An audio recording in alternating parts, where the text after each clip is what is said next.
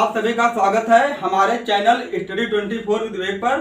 तो आज हम आप लोगों के लिए जियोग्राफी का बहुत ही इम्पोर्टेंट टॉपिक गंगा नदी के बारे में उसकी जानकारी देंगे और बताएंगे कि गंगा नदी की उत्पत्ति कहाँ से हुई और इसकी लेंथ कितनी है और ये भारत के किन किन प्रदेशों से होकर गुजरती है। ठीक है, तो जो चैनल पर नया है चैनल को सब्सक्राइब जरूर करें और वीडियो को लास्ट तक देखें। ठीक है, तो स्टार्ट करते हैं गंगा नदी के बारे में जानकारी और बताते हैं कि ये कहाँ से उत्पत्ति इसकी हुई और कहाँ पे जाके ये भारत में ये खत्म हुई। ठीक है, और बताएंगे कि इसकी डिस्टेंस कितनी है। ठीक है, तो वीडियो को देखें और वीडियो को मैं स्टार्ट करता हूँ। ठीक है, तो जो गंगा नदी हमारी है इसकी कुल लंबाई 2525 किलोमीटर है। ठीक है, कितनी लंबाई है इसकी?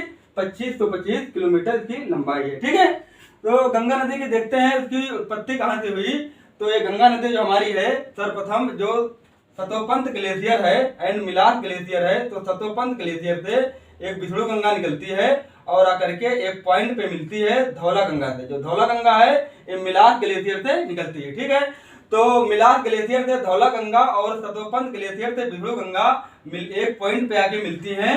इसे कहते क्या कहते हैं? विष्णु प्रयाग कहते हैं। ठीक है, इसे क्या कहते हैं? विष्णु प्रयाग कहते हैं। और इन दो नदियों के मेल से एक नई नदी निकलती है यहाँ से, इसे क्या कहते हैं? अलकनंदा कहते हैं। क्या कहते हैं? अलकनंदा कहते हैं। ठीक है, तो अलकनंदा हमारी आगे बढ़ती है और आगे बढ़ने पर इसमें आकर के नंदक नदी और पिंडार नदी आके मिलती है। ठीक है, नंदक नदी और पिंडार नदी आकर के अलकनंदा नदी से मिलती हैं। तो उस पॉइंट को क्या कहते हैं? उसे कहते हैं कर्णप्रयाग। क्या कहते हैं उसे? कर्णप्रयाग कहते हैं। ठीक है, तो नेक्स्ट देखते हैं कर्णप्रयाग से जब हमारी अलकनंदा आगे बढ़ती है तो यहाँ पर आकर के मंदाकिनी नदी इससे मिलती है। ठीक है, एक पॉइंट पर अलकनंदा से मंदाकिनी नदी आके मिलती है, तो उस पॉइंट को क्या कहते हैं? उसे कहते हैं रुद्रप्रयाग। ठीक है, उसे रुद्रप्रयाग कहते हैं। हमारी अलकनंदा आगे से चलती है यहाँ से और आकर के एक पॉइंट पे भागीरथी नदी से मिलती है, तो इसे यहाँ पर क्या कहते हैं? देवप्रयाग कहते हैं। तो ये समझते हैं पहले भागीरथी नदी के बारे में। तो जो ये हमारा गंगोत्री ग्लेशियर है, गंगोत्री ग्लेशियर जो उत्तराखंड में है, इसमें का एक गंगोत्री ग्लेशियर में एक पॉइंट है जिसे क्या कहते हैं? गोमुख कहते हैं। ठीक है, तो गोमुख से हमारी एक नदी निकलती है, इसे क्या कहते हैं? भागीरथी नदी कहते हैं। ठीक है, तो इसी नदी पे इंडिया का सबसे बड़ा बांध भी स्थित है, तो इस बांध को क्या कहते हैं? टिहरी बांध कहते हैं। ठीक है, तो टिहरी बांध पे अगर आपसे पूछ लिया जाए कि यहाँ पे और कौन सी नदी आके मिलती है, तो वहां पे मिलते हैं हमारी मिलांगना नदी। ठीक है, तो गौमुख से जब भागीरथी नदी निकलती है और मिलांगना नदी आकर के एक पॉइंट पे मिलती है, उसी पे टिहरी बांध बना है। जो टिहरी बांध हमारा है वह इंडिया का सबसे बड़ा बांध है। ठीक है, तो देखते हैं अब यहाँ से जो भागीरथी नदी हमारी निकल रही है तो ये आकर के एक पॉइंट पे मिलती है, इसे क्या कहते हैं? देवप्रयाग कहते हैं। ठीक है, माना जाता है कि गंगा नदी जब आई तो उसके साथ कुछ देवी देवता भी धरती पे आए। ठीक है, तो इसीलिए इस पॉइंट को क्या कहते हैं?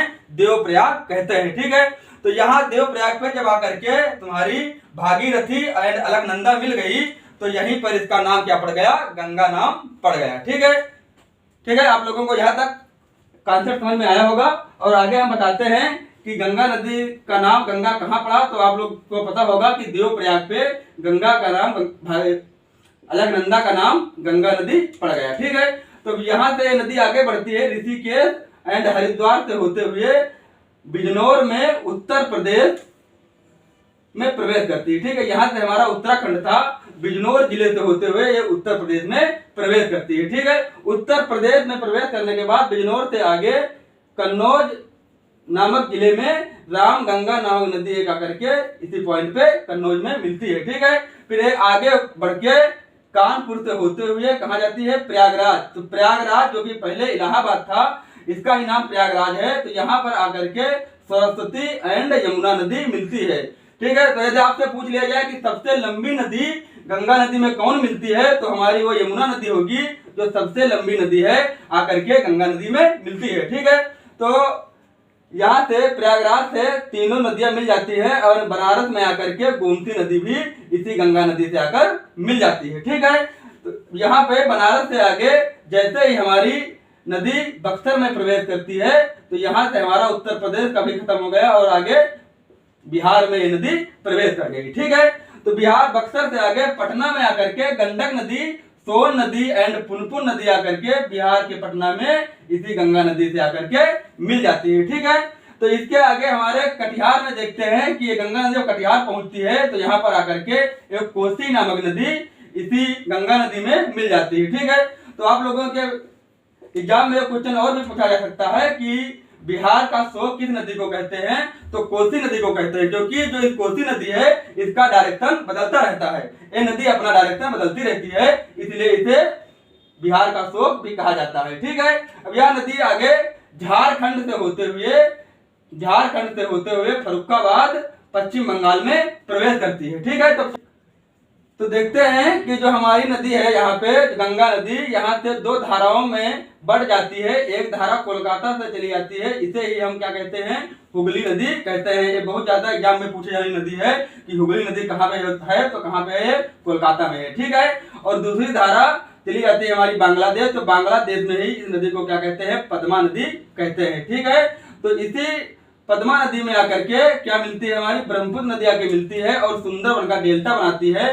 तो सुंदरवन का डेल्टा कौन सी नदी बनाती है, तो गंगा की एक धारा और ब्रह्मपुत्र की एक धारा जो मिलती है वहीं पे क्या बनता है, सुंदरवन का डेल्टा बनता है। ठीक है, और बांग्लादेश में जाने के बाद इसे क्या कहा जाता है, मेघना नदी कहा जाता है। ठीक है, तो ये हमारा था आज का गंगा नदी के बारे में कुछ डिटेल्स। तो आशा करता हूं कि आप लोगों को वीडियो पसंद आया होगा। अगर चैनल पर नए सब्सक्राइब करें, बेल आइकन प्रेस करें और वीडियो को ज्यादा से ज्यादा शेयर करें। वीडियो देखने के लिए धन्यवाद। मिलते हैं नेक्स्ट वीडियो में।